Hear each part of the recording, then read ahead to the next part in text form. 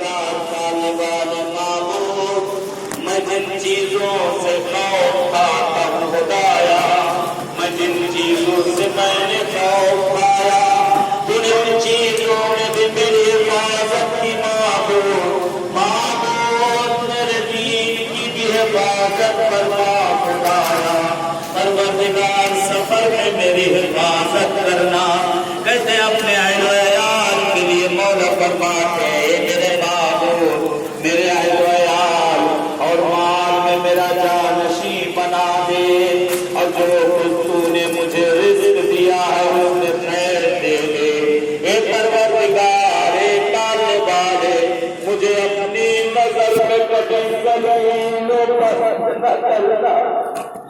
مجھے کبھی اپنی نگاہوں سے نہ گرا خدایا، اپنی نگاہ سے کبھی مت گرنے دینا،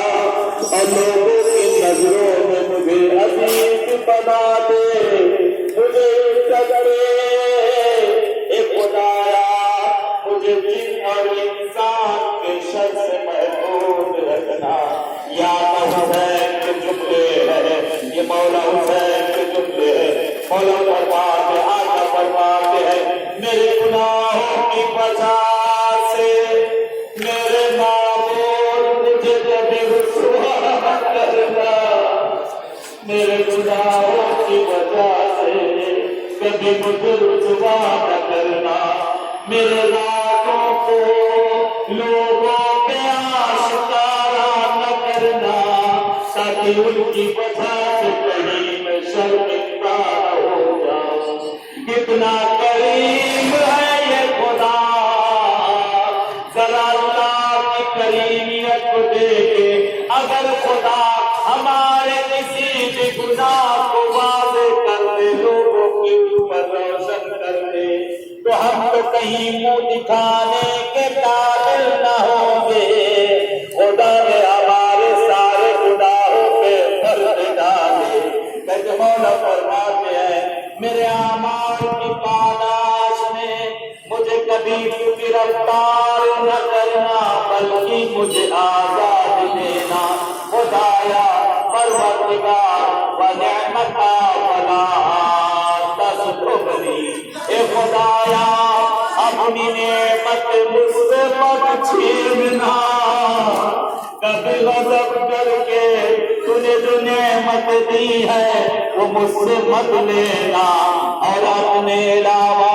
کسی دوسرے کے حوالے مجھے نہ کرنا خدایا۔ یا بار یا الہی اگر تو نے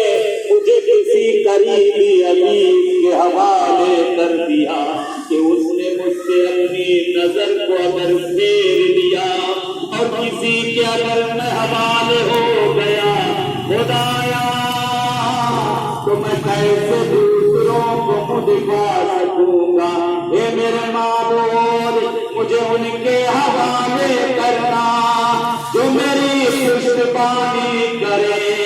جو میری پشتبانی کرے۔ میں تجھے چھوڑ کر کسی کے پاس کیوں جانے لگا،